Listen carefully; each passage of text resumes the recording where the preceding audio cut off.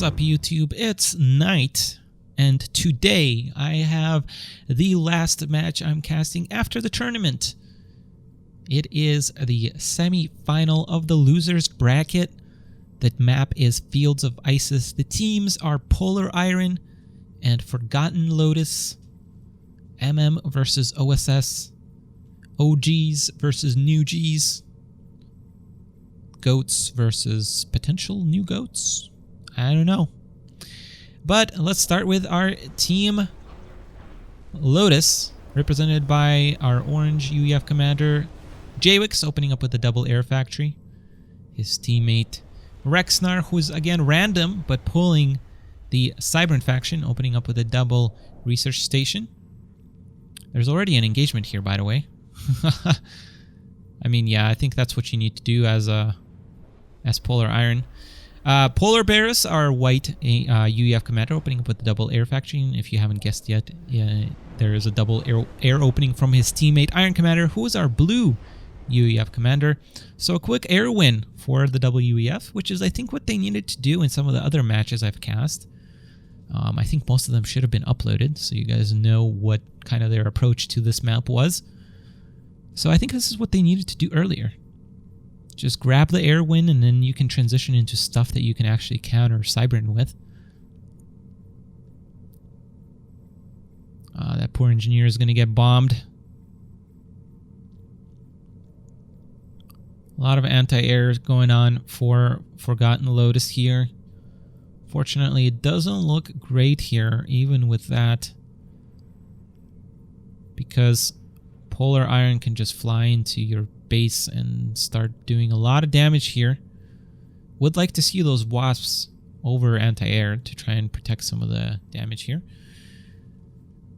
But Jawix is no slouch. He knows how to best potentially mount a comeback. He is going to try and bring his wasps forward with the protection of that anti-air, and to my surprise, Polar Iron is just going to sit back. Very passive, I feel like, in the games that I've seen. A lot of the games they've been playing, very passively. Nice anti-air tower here. I like that. And yeah, nice control. This is going to be very strong here from Jawix and Rexnar. Both players. Oh, I see what they did. I was like, how is Jawix building a yellow factory? But that's very, very nice. I like that. Just assisting. I like that a lot. Very cute. And yeah, this is going to make it, I think, easier for them to hold this position. But we need missile launchers on these. Yep, all three factories get them at the exact same time. And now that is going to, yeah, that's going to make it very difficult for them to do anything here. Let's see what the follow-up from Polar Iron is. A lot of research stations are already going down for Polar Bear, who has stopped his air production. And it looks like Iron is going to transition into air spam, but he has a land factory up here, so it's a little inefficient, I want to say. Man, did Forgotten Lotus just manage to pull themselves back in this game? I think they did. There's going to be a push following up this with adapters. This is going to be very nasty to stop because, yeah, you're going to divert some of the production from Iron. And I mean, if this was a little bit different where they already had land on the way, this would be very good. But now Forgotten Lotus is doing exactly what they need to do. Anti-air tower coming online here, going to shut down this air, I think, for good. There's just not enough bombers to really do anything, and there's definitely not enough land at this point. I like this a lot. Very nice build. Maybe Polar Iron thought they won this? And yes, they're trying to push with PDs, but if this fails, this is a very big gamble. Very big gamble indeed. It's not going to do anything because Jawix has played this type of scenario so many times. Knows exactly what to get. There are missile launchers on those factories, going to help deal with these PDs. Also, mobile missile launchers making their way out. That shield does fall, but honestly, that commander is doing a good enough job here healing it. Unfortunately, though, this is going to fall. But now there's a point defense from Rexnar as well. Nice sync up. This is the best game that I've seen them play in this tournament so far, I want to say. Very nice execution here.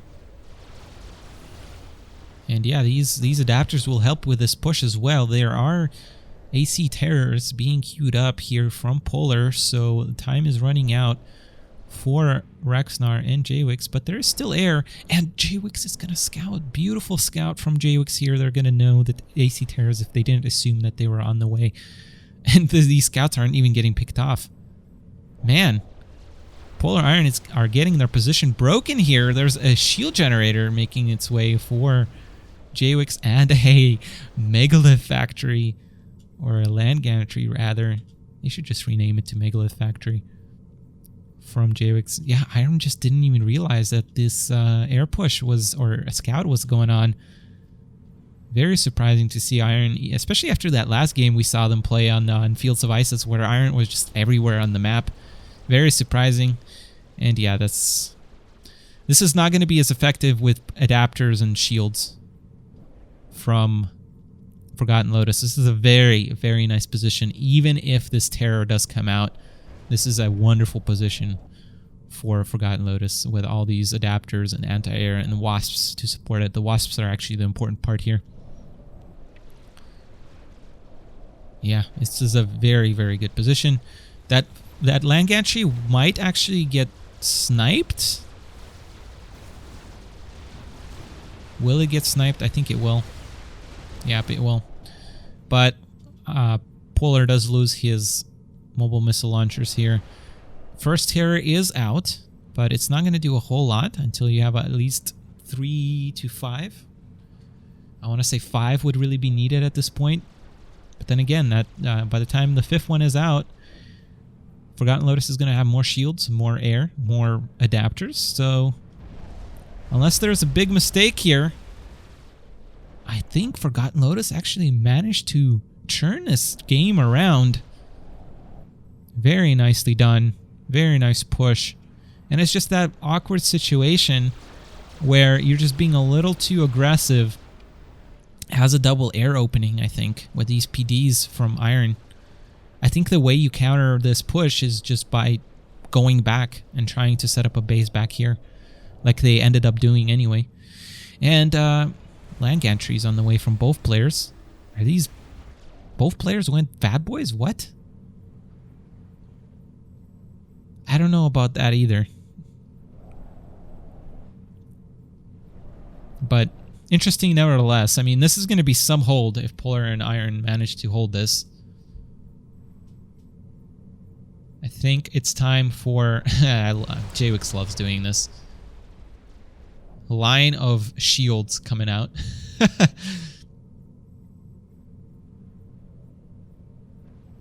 Yeah, and I think actually air control is now in the hands of Forgotten Lotus here, which means this investment of AC Terrors is not really going to pay off here. Megalith is out now for Rexnar as well. That's going to make it even better. And by the time these Fat Boys are out, I fully expect Forgotten Lotus to have pushed into their opponent's base. Fat Boy does actually come out here, but there's so many shields. Adapters are actually going to do fairly well here, coupled with these structure shields. There are P shields making their way out for Iron Commander, who is not making... oh no, he's still making air. Okay, so that's good. I don't know, maybe engage with the terrorists now? You have a lot of DPS. I feel like this is the most you're going to get, and you can't let Forgotten Lotus push further with this turtle. But then again, that's just a lot of shields, man. Very interesting situation, but I think Forgotten Lotus is definitely well ahead in this game. Yeah, I feel like fighting here with PDs was a mistake. You either have to go around or you have to back up and try to hold farther back. Cicada is on its way out. Nice engage from Jwix, picking off a couple of terrors and pulling back over adapters, melting Iron's air. That was a little late to the party. Double Fat Boys are out on the fields now. Actually, triple Fat Boy by now. But now there's a Cicada, which honestly isn't going to do a whole lot. Air engagement. Jwix has plenty of air now to engage. There's no anti... well, there's a little bit of anti-air, but not enough to really have an important factor here.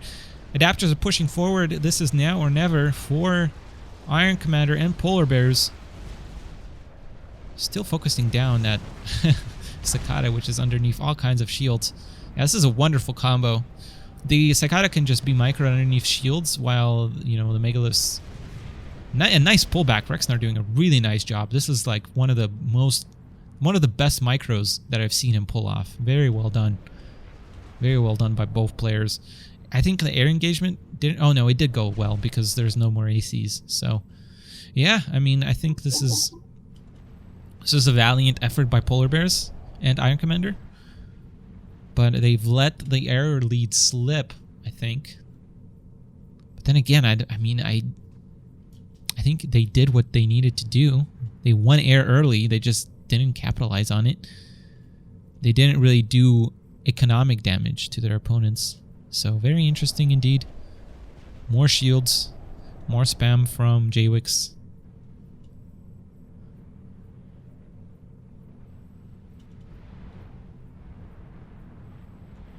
Another air engagement. Jwix is going to win that one as well. And I think now it's a matter of time before there's enough Megaliths to finish off these fat boys. Yep, there's Cicada still there. Underneath shields. Everything's underneath shields. Shields are not falling for Forgotten Lotus. However, they are falling for Iron Polar.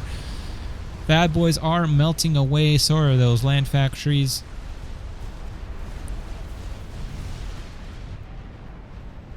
Air engagement once again. Now there's gunships that are going to go straight for Iron Commander. And Iron Commander does go down.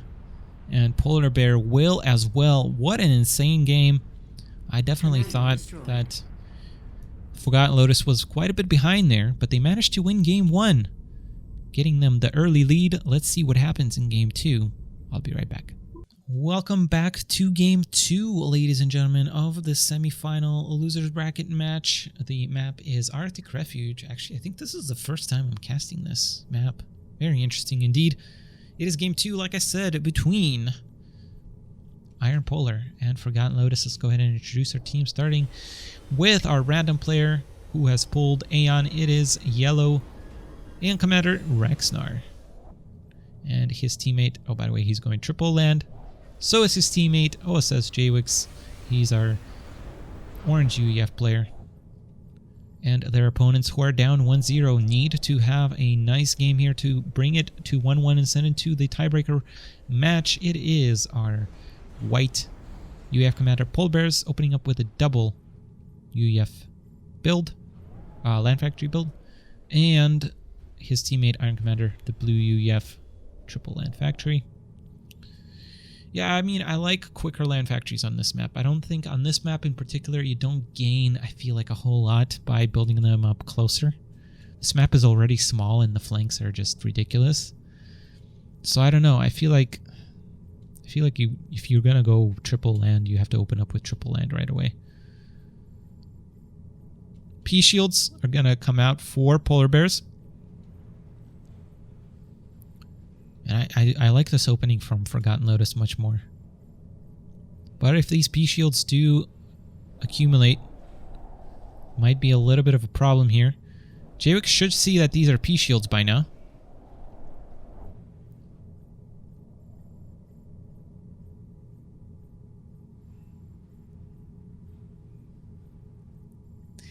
Yeah, and this is I think this is a poor map for Forgotten Lotus.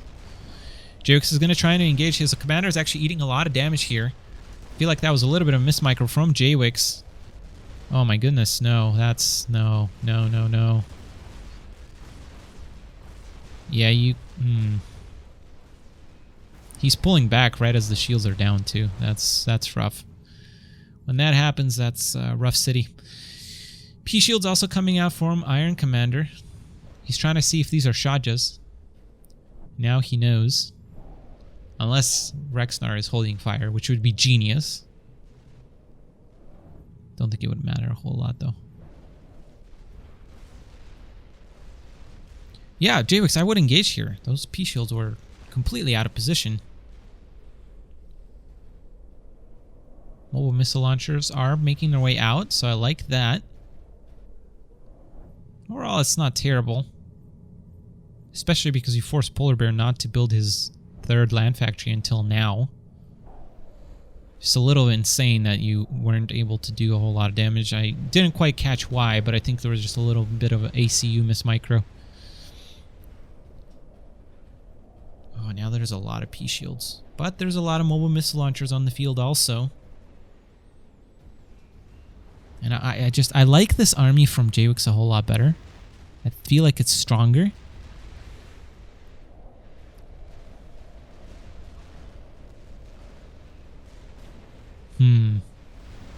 Not managing to break through the shields, though. That's honestly surprising to me. I think that's just good control from Polar Bear, I guess. Yeah, and this is going to be very hard for Rexnar to break.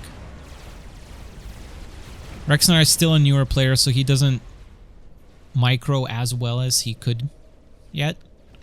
So this is going to be a difficult hold for him, because Polar is going to be microing his titties off here like he is, pulling back when the shields are down. Yeah, I mean, JWIX really needs to push here, needs to win this as soon as possible.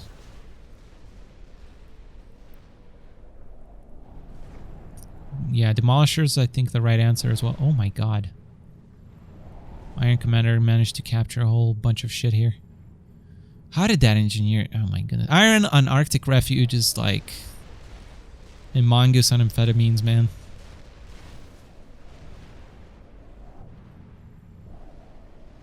Doesn't matter what faction he plays. Just absolutely insane. P-shields are rough. Wow.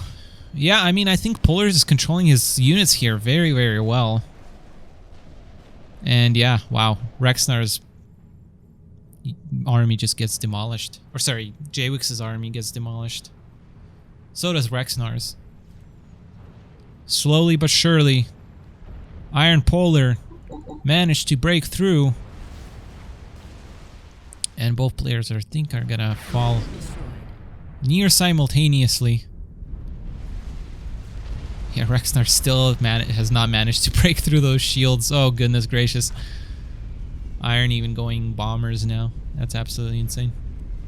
Well played by Polar Iron. They managed to tie it up 1-1, sending it to Game 3. I will be right back to see how this series concludes. Welcome back, everybody, to the third and final game in this match between Iron Polar and Forgotten Lotus. It is the semifinals of the lower bracket. Let's see who manages to move on to the final. And in the top right of Iskellian Coast, we have our team Polar Iron, represented by, you guessed it, Polar Bears, our white UEF commander, and his teammate Iron Commander, opening up with the same 3-factory build we've seen him use throughout this tournament as the blue UEF commander. They're going up against JWIX, our orange UEF commander, and his teammate Rexnar, the yellow Cybern commander. Fairly standard openings, I think, from everybody, except well, no, on this map, I guess this is okay. JWIX is going to go to a triple land factory, trying to close down here the front, make it a little bit into a choke point, and P-shields again from Iron Commander. Fortunately, Forgotten Lotus is not going to get their eyes on this. The scout was a little earlier. And Polar is probably going to look to engage here with his air, yeah. Oof, Rexnar, you can't have your air this far up. Oh, no. Yeah, that is a really bad engagement. Terrible. That's very unfortunate, because now they have air and P-shields. Anti-air is going to come online for Rexnar. There's nothing being produced from the front factory.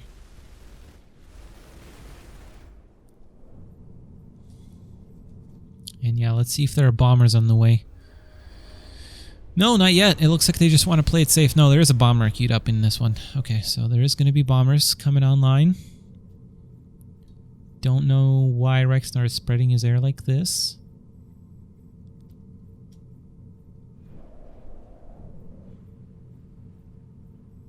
And I like to see Rexnar also put some anti-air for his teammate here.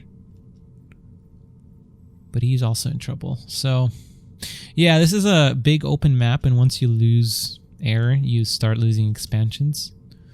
And so unless Jabix and Rexnar can push through iron here, it's going to be very difficult. But then we saw Jabix struggle with going up against P shields in the earlier games. So we'll see what happens here. There are demolishers and mobile missile launchers very early here. Oh no, you can't lose those. Yeah, you can't lose those. You got to pull them back.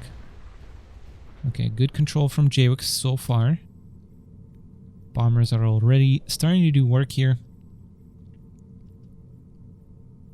Honestly, I would even just use those planes to bomb here while Polar is distracted. I think that would be pretty good. Oh no, now there's bombers. Yeah, you definitely need to bring your air here.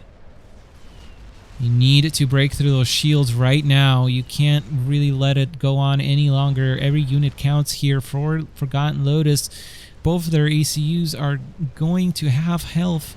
The shields are still up, and oh my goodness. Just completely shut down again. After that game one, marvelous game one. Very sad to say that this is looking like a 2-1 win for Polar Iron here. But hey, they are great players, and I think a 2-1 result is not a bad result for Jawix and Rexnar. Their ECUs are trying to heal each other. That's cute. But that is not gonna prevent the inevitable. The unpreventable does end up happening. Iron Commander's ECU was still at full health here, or nearly at full health. Very solid game 3 from the GOATs. Churning it on again when it matters and sending themselves to the semifinals. Everything from here on out was live cast, so this Night of Misfortune from the future will thank you guys for watching these VODs, and forgive me for my voice kind of starting to go out. I think I'm probably is quieter than when I was when I started, but I've cast 9 matches, that's 20 maps, all in a row. Yeah, I can feel my voice going out, so it's a good thing that I'm done. There's no more games. If you've enjoyed this series, and if were entertained by this tournament, please do follow my channel and my Twitch channel. Check out my Discord channel as well. Thank you so much, guys, for watching, and I will see you in the next few videos where it's going to be back to live casts. Thanks, and enjoy the rest of your day. If you're still watching, give a thumbs up to this video. If you liked the video, leave a comment. If you loved the video, please subscribe. And if you are blown away by it, check out my Patreon page. This has been Nite. Take care and peace out.